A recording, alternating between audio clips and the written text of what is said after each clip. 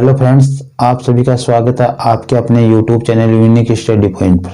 मैं हूं आपकी मंजिल का साथी सुरेंद्र कुमार खला और अपने जो टॉपिक चल रहा था एनटीपीसी के पेपर सॉल्यूशन, जिसमें हमने एनटीपीसी पेपर 29/3/2016 का शिफ्ट 3 का आज पहला पेपर शुरू किया गया है। शिफ्ट 3 शुरू की है तो वो शुरू कर रहे हैं हम। 15 क्वेश्चन आज करेंगे और 15 क्वेश्चन केवल 2 दिन में पेपर ये पूरा कर देंगे हम। आगे चलो तो आगे बढ़ते हैं। तो देखो हमें दिया क्या गया, हमें दिया गया है L अनुपात M बराबर 3:5 और M अनुपात N बराबर 2:3 और दिया गया है कि N अनुपात L का मान निकालना है। ठीक है, तो देखो करना है क्या, देखो सबसे पहले बीच में ना उसको बीच में लेना। देखो M 2 बार आ रहा है इसमें, तो L को 2 बीच में ले लो आप। L अनुपात M अनुपात N, ये करना है पहले तो आपको। फिर इसमें करना क्या, ये मान रख लो। मान रखोगे तो देखो कैसे रखोगे, L अनुपात M का 3:5 है, फिर M अनुपात N का 2:3 है, इस तरीके से रखोगे। फिर आपको करना है क्या, देखो आपको करना इसमें इस तरीके से है कि जो सामने है ना इसके बराबर में इसी संख्या को रख दो, यहाँ पे ये संख्या रख दो और इसके सामने ये संख्या ये रख दो। ऊपर वाली नीचे वाली नहीं रखनी है, आपको बराबर वाली संख्या रखनी है। ठीक है, फिर क्या किया आपने, इसको इससे गुणा किया तो देखो ये कटेंगे तो है नहीं, 5 इसमें कट रहा और में है नहीं, 3 इसमें है, बीच में नहीं है, 2 इसमें नहीं है, तो सभी में कटे तब तो काट सकते हो वरना छोड़ देंगे। 3 दूनी 6, 5 दूनी 10, 3 5 3 15, ये आ गया हमारे पास अनुपात। अब इसने कहा क्या है कि N अनुपात L का मान निकालना है, तो N अनुपात L का मान निकालना है हमें। तो N का अनुमान तो 15 है और अनुपात L का 6 है।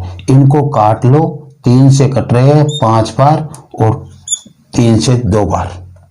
कितनी बार, 2 बार।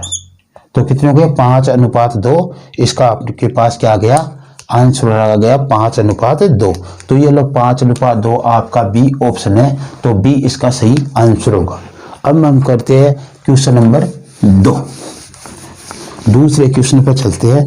तो दूसरा क्वेश्चन देखो क्या अपना दूसरा क्वेश्चन है कि इसे हल करना है। तो हल देखो मैं डायरेक्ट कर देता हूँ, इसमें से x निकालता हूँ और इस पूरे से गुणा कर देता हूँ। तो x कोष्टक 2x - y और यहाँ से प्लस 2y है, तो प्लस 2y ले लूंगा और लास्ट वाले 2 कोष्टक से पूरे से गुणा कर दूंगा। अब इससे गुणा करेंगे तो देखो 2 के तो 2 आ गए, x को x से गुणा करने पर x² - xy प्लस 2 दूनी 4 x × y यानी xy और माइनस 2 y को y से गुणा करने पर y²।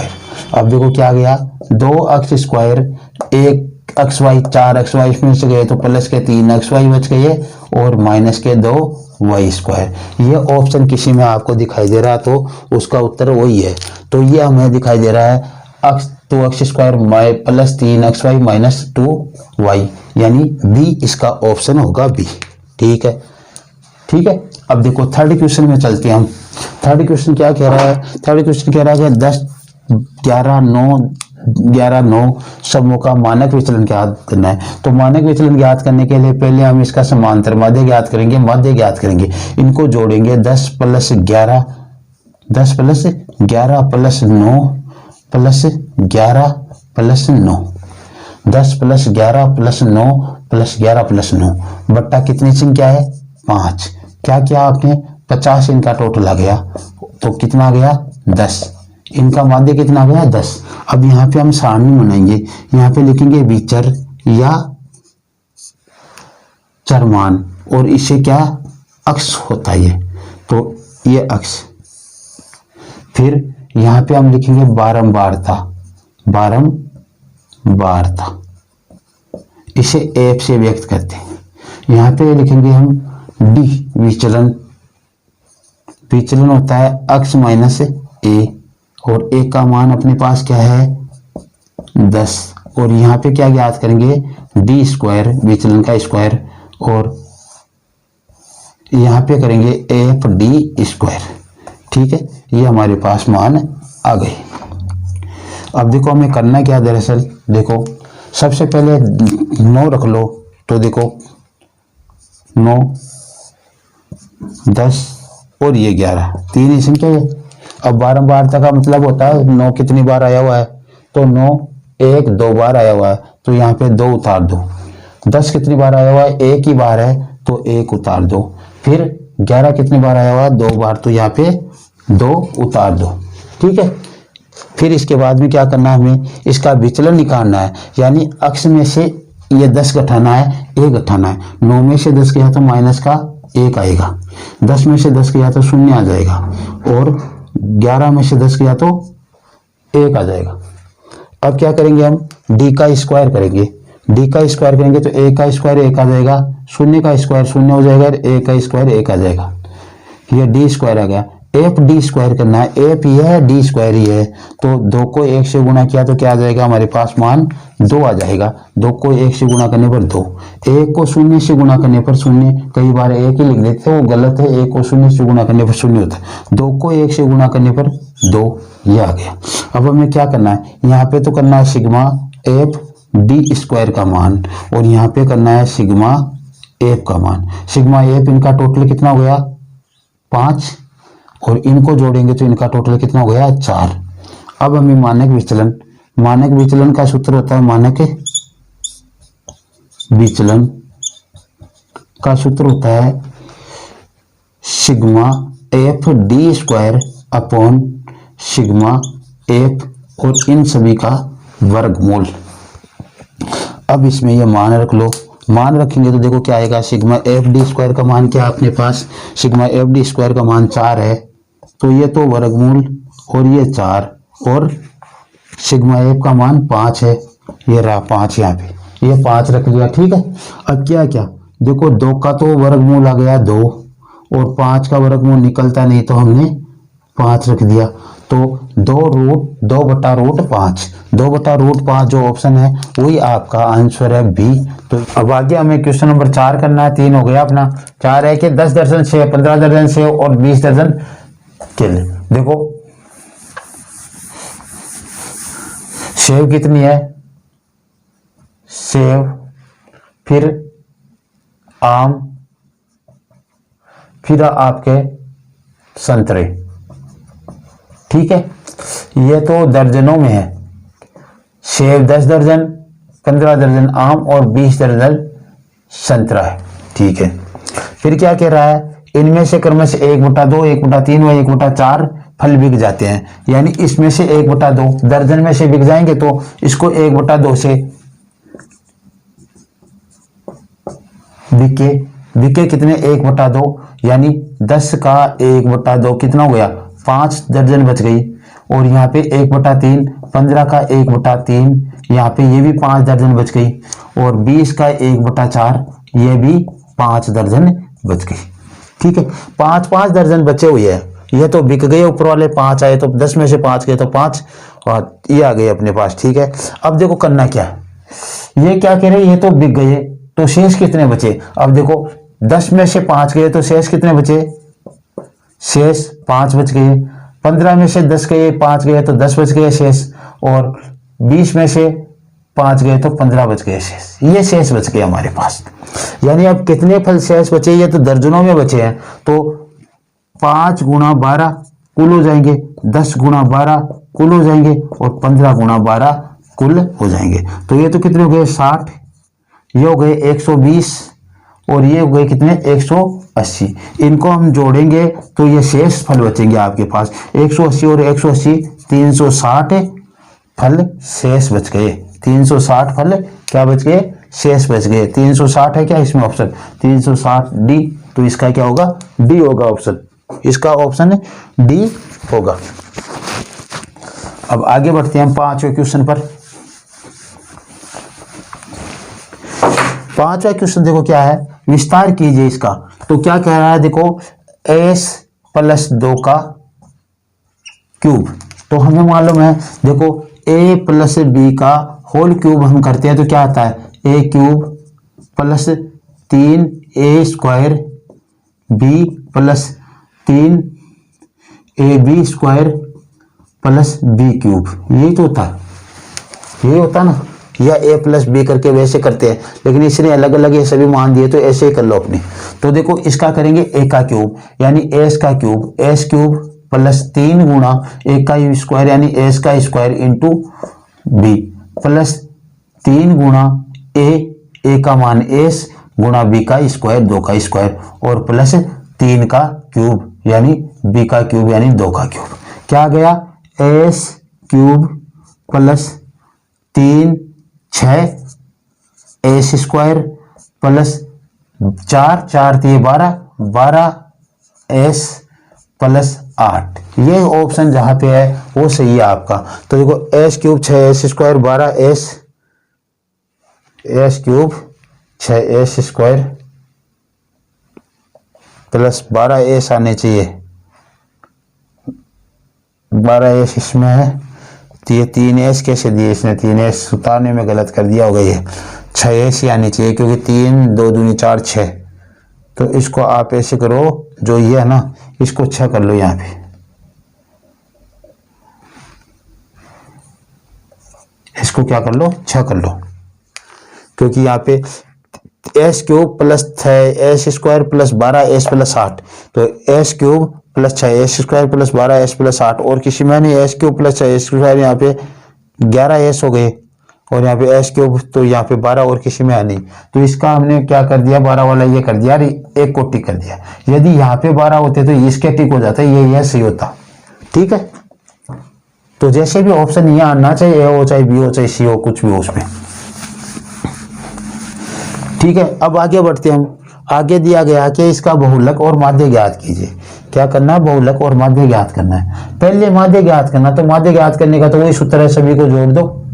सभी को जोड़ेंगे तो देखो मैं यहाँ पे जोड़ देता हूँ 10 और 5 15 19 21 22 और 31 40 42 43 52 53 और 3 58। 58 बट्टा कितने आएंगे इसमें 1 2 3 4 5 6 7 8 9 10 11 12 13 14। 58 बट्टा 14 एक बार और देख लेता हूं मैं। 10 15 19 21 22 31 40 42 43 52 और 4 56 ही आएंगे। कितने आएंगे 56। तो 14 चौक 56। इसका क्या आ गया माध्य, तो क्या आ गया आपका 4 आ गया।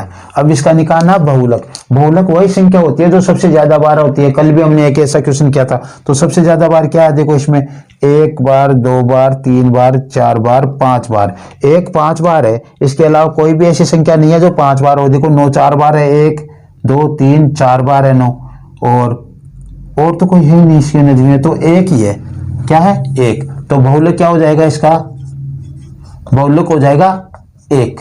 तो 4 तथा 1 जिसका ऑप्शन है वो सही है। 4 तथा 1 किसी में ऑप्शन है वो सही है। तो इसका ऑप्शन है सी, 4 तथा 1। सबसे ज्यादा बार आती है ना वो संख्या, वही बहुलक होती है। बहुलक इस जैसे इसके नाम से मालूम चल रहा है। फिर आगे अपना क्वेश्चन नंबर 6 हो गया। 7 क्वेश्चन है। यदि 4x प्लस 5y बराबर 14 है और x माइनस 5y बराबर 16 है, तो आपको x और y के मान ज्ञात करने हैं। तो देखो इसको हम जोड़ेंगे तो चिन्ह तो चेंज होंगे नहीं, और ये देखो ये कट जाएंगे किससे, 5x प्लस के 5y प्लस के 5y माइनस के, तो ये तो कट गए। और इनको जोड़ने पर क्या हो गए 5x हो गए 4 और 1 जुड़कर, और इधर हो गए ये 30। x बराबर क्या हो गया 6 पंजे 30। x का मान 6 आ गया। अब x का मान 6 आप यहाँ पे रख लो। x का मान आप 6 यहाँ पे रखोगे तो देखो क्या आएगा 6 माइनस 5y बराबर 16, और ये 6 इधर जाएंगे तो माइनस के होंगे, प्लस के 10 आ जाएंगे। तो माइनस 5y बराबर प्लस के 10, और y बराबर माइनस 10 बटा 5 और y बराबर माइनस के 2। तो ऐसा कोई ऑप्शन आ रहा है इसका कि x का मान 6 और माइनस के 2 y का, तो वही ऑप्शन है, ये डी है, 6 और माइनस का 2। ठीक है, इसका ऑप्शन क्या हो गया डी हो जाएगा। फिर आगे चलेंगे हम 8वें नंबर के क्वेश्चन पर। 8वां नंबर का क्वेश्चन देखो क्या अपना, 1 से 1/2 दर्जन यानी 2.5 दर्जन यानी 5/2 दर्जन। ठीक है, सेवों का क्रय मूल्य 300 रुपये है, प्रत्येक सेव को 15 रुपए में बेचा जाए तो क्रय मूल्य कितना होगा। तो देखो क्रय मूल्य तो इनका कितना है, क्रय मूल्य तो है 300, कोई देखना ही नहीं है। ठीक है, और इसको देखो क्या करना है, 5/2 है, इसको पहले तो 12 से गुना करना है। क्यों, इसको सेवों में बदलना है, क्योंकि हर एक सेव को 15 रुपए में बेच रहे हैं, तो ये बदलने पर कितने आ गए, 30 सेव हो गए। कितने हो गए, 30 सेव। एक सेव को 15 रुपए में बेच रहे हैं तो 30 को 15 से गुना कर दो, तो ये आ गया आपका क्या, विक्रय मूल्य। किसका, सेवों का विक्रय मूल्य कितना, 15 × 45 450 रुपये आ गए सेवों का विक्रय मूल्य। 15 × 45 450 रुपये आ गए। यहाँ पे 300, यहाँ पे 450 ज्यादा है विक्रय मूल्य, इसका मतलब लाभ हुआ। लाभ हुआ कितने का हुआ, 450 में से 300 गए तो 150 रुपए का लाभ। प्रतिशत हमें ज्ञात करना है, क्या ज्ञात करना है, प्रतिशत लाभ या लाभ प्रतिशत। 150 तो ऊपर जो लाभ हुआ और जो क्रय मूल्य है वो नीचे 300 और गुणा 100।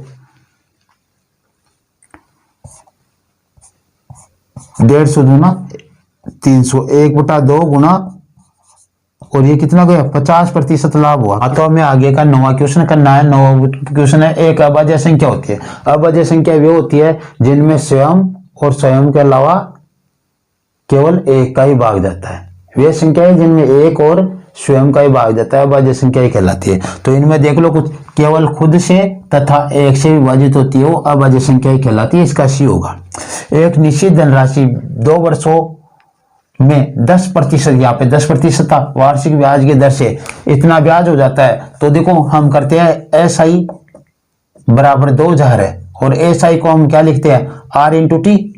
तो R × T लिखेंगे तो R तो है इसका 20 और × 2 बराबर 2000, यानी 20% बराबर क्या है, 2000 है।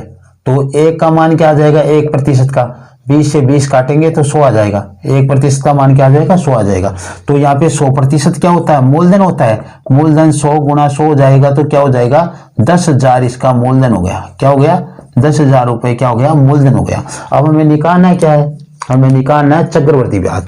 और चक्रवर्ती ब्याज के लिए देखो हमें क्या करना है, ये 10,000 तो आपका ही है और 2 वर्ष का चक्रवर्ती ब्याज निकालना है। 30% क्या है इसमें, 30% सॉरी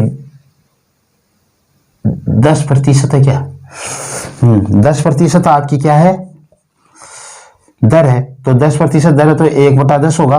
1 में 2 1 जुड़कर 11/10 हो गया। तो इसको 11/10 को 2 बार गुणा कर दो, इसे 11/10 को 2 बार गुणा कर दो, और ये क्या आएगा आपके पास, मिश्र धन आएगा।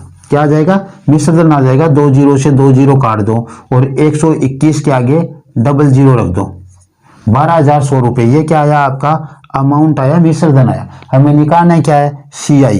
क्या निकालना है, CI। तो 12,100 माइनस P आ जाएगा। P निकालेंगे इसमें से 10,000 तो क्या आ जाएगा आपका 1,000 2,100, यानी CI कितना है 2,100 और SI कितना है 2,000।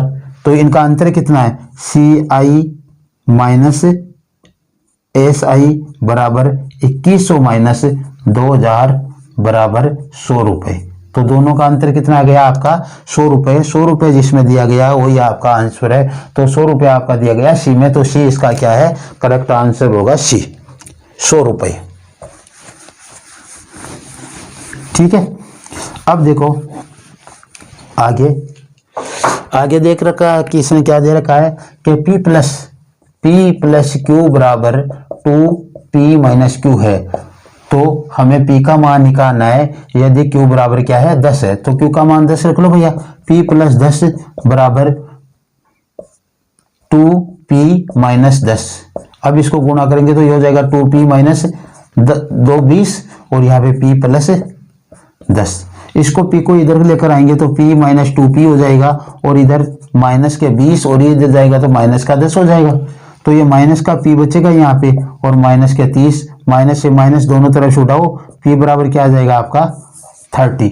यदि 30 इसका ऑप्शन है तो वो है डी, तो इसका ऑप्शन हो जाएगा डी। क्या हो जाएगा? इसका ऑप्शन डी हो जाएगा 30 सही आंसर। ठीक है, अब देखो आगे ये कह रहा है 10 माइनस, देखो पहले तो ये देखो 10 माइनस थीटा होता है ना, उसको माइनस 10 थीटा ही लिख लेते हैं। ठीक है, तो इसने जो मान दिया वो देखो, पहले तो इसने दिया है 10 माइनस 405, तो इसको माइनस के 10 405 रख लो। ठीक है, अब इसको देखो मैं टुकड़े करता हूं, माइनस 10 360 डिग्री प्लस 45 डिग्री, 360 में 45 जोड़ दे तो कितना होता है 10 या वो ही आता है 405, तो ये 405 ही इनका टोटल। अब देखो इसमें 360 प्लस थीटा होता तो उसमें बदलता तो है नहीं, तो ये माइनस तो इसके आगे है ही, और 10 का 10 आ जाएगा, 10 कितना आ जाएगा 45 डिग्री आ जाएगा। ये कौन से चतुर्थांश में है? फर्स्ट चतुर्थांश में होता है। 360 प्लस थीटा पहले चतुर्थांश में होता है, क्योंकि 360 ही होता है, उसके ऊपर जाते हैं पहले चतुर्थांश में आ जाते हैं। पहले चतुर्थांश में आर पॉजिटिव होते हैं, तो ये पहले से माइनस लगा हुआ था वही माइनस लगा हुआ रह जाएगा।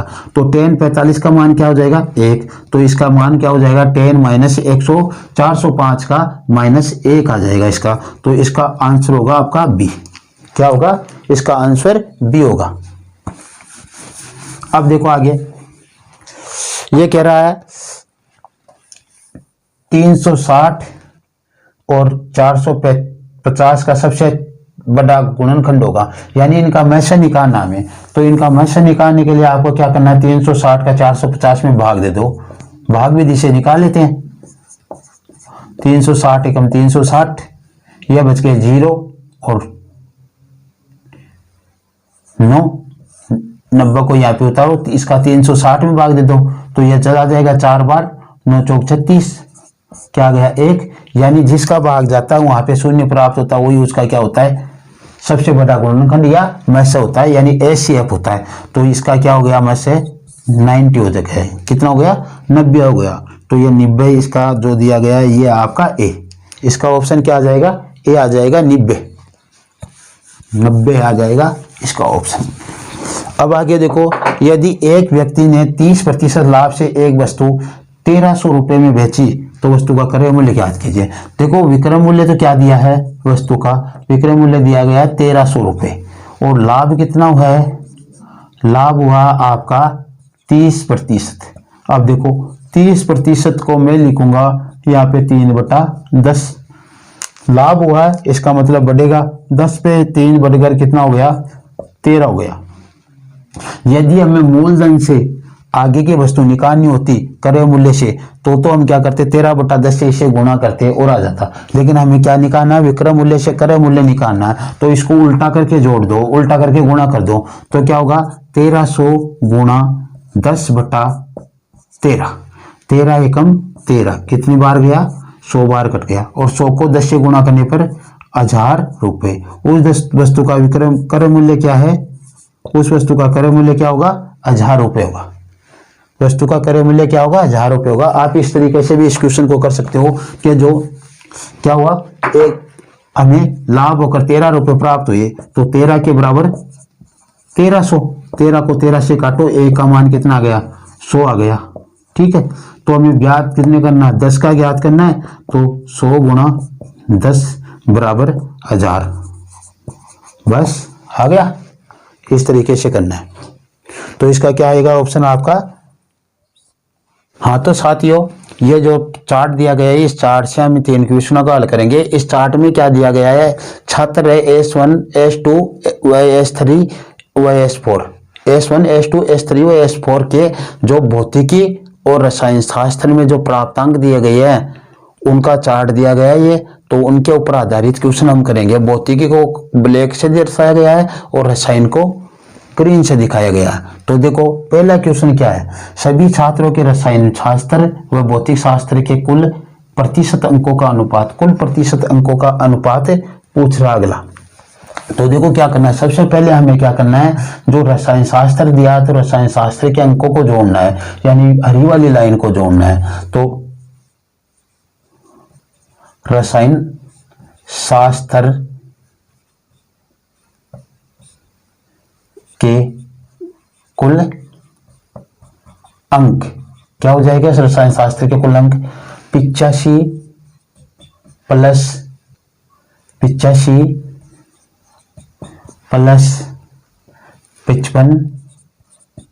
प्लस 80, इनको जोड़ना है। 85 117 हो जाएंगे, 117 में ये जुड़ेंगे 250 और ये जुड़ेंगे 305, इनका टोटल कितना हो गया, 305 हो गया रसायन विज्ञान के अंकों का। फिर क्या दिया गया अगले ने, फिर हमें करना भौतिकी का, है ना। तो भौतिकी के कुल अंकों का योग क्या हो जाएगा, जोड़ लो, 95 प्लस 65 प्लस 75, ब्लैक वाला जोड़ रहा हूं, प्लस 75, ठीक है।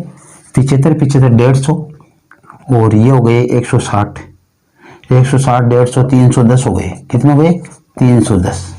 इनका हमें प्रतिशत निकालना, तो पहले रसायन को रखना है, तो प्रतिशत में दिया तो प्रतिशत ही निकालना, रसायन का ऊपर 305 बटा 310 गुणा 100, करते हैं तो काट लो, करते ये 56 30 61 और 56 30 62, यानी 6100 बटा 62, इसको भी काट लो आप, यहाँ पे 31 कर लो और यहाँ पे 50, इसको 31 50 किया तो क्या हो जाएगा 0 5 और 30 बटा 31, 9 बार के लगभग चला जाएगा, तो 9 बार में ये हो जाएगा 310 में से 31 गए तो कर लो, देखिए 9 27, 305 में से ये घटा दो आप 6 2, ठीक है। 26 इसके पास शून्य उतारेंगे तो ये लगभग आपका 8 बार के लगभग चल जाएगा, 8 3 24, कितना को 8 और 8 3 24, लगभग 98% आ रहा है, तो वही ऑप्शन हो जाएगा आपका 98% वाला ऑप्शन आपका होगा। तो कितना है ये 98%, ठीक है इसका। फिर आगे हम क्वेश्चन नंबर करते हैं, अब हमने अभी 15वां किया, 16वां करते हैं। 16वां क्वेश्चन अपना कह रहा है कि छात्र S2, छात्र क्या है S2 और S4, S2 का S4 से दोनों विषयों में प्राप्त कुल अंकों का अनुपात क्या है। S2 का, पहले तो S2 वालों को जोड़ लो, 65 प्लस 85, ये तो S2 का हो गया टोटल, और यहाँ पे अनुपात ये क्या हो जाएगा S4 का 75 प्लस 80, 75 प्लस 80, दोनों के विषयों को जोड़ लिया, और S2 पहले तो S2 पहले S4 बाद में, इनको जोड़ा तो 90 150 और इनको जोड़ा तो 150 155, इनको काटेंगे 5 का भाग जाएगा, तो 5 का जाएगा तो यहाँ पे 30 और यहाँ पे 30 31 आ रहा है क्या बी, तो इसका ऑप्शन हो जाएगा 30 बटा 31, कितना 30 बटा 31, ऐसे भी तो लिख सकते हैं ना इसको, तो 30 बटा 31 इसका ऑप्शन हो जाएगा बी। और अब जो लास्ट क्वेश्चन है वो है 17वां, ये कर लिया ये कर लिया, 17वां कर रहे हैं। छात्र S3 क्या है, छात्र S3 व S1 S1 का अनुपात लेना है, कितना भौतिकी से प्राप्त कुल अंकों का। भौतिकी में, तो भौतिकी में देखो पहले तो लेना S3 का भौतिकी में कितना है, भौतिकी ग्रीन लाइन है तो 55, इसका है 55 और इसका कितना है S1 का भौतिकी में 85, काट लो इनको, कटते हैं तो 5 से कट जाएंगे। आपने क्या किया, S3 है ना, S3 का भौतिकी में 55 और S1 का वो भौतिकी काली लाइन है, S3 का भौतिकी में 75, S3 का भौतिकी में 75 और S1 का 95 है, भौतिकी में काली लाइन है ना भौतिकी वाली। अब इनको काटेंगे तो काटने 5 से काट लो, 15:19, 15:19 आता है, देख लो एक बार फिर से। S3 है, S3 का भौतिकी में 75 है, 75 और S1 का भौतिकी में 95 है, तो 95, 75 अनुपात 95 हो गया, 15.75, तो 15/19, 15/19 जो आपका आंसर है वो ये है बी। तो आज की क्लास में इतना ही। यदि आज ये क्लास आपको पसंद आई हो तो आप इसे शेयर कीजिए, लाइक कीजिए और सब्सक्राइब कीजिए।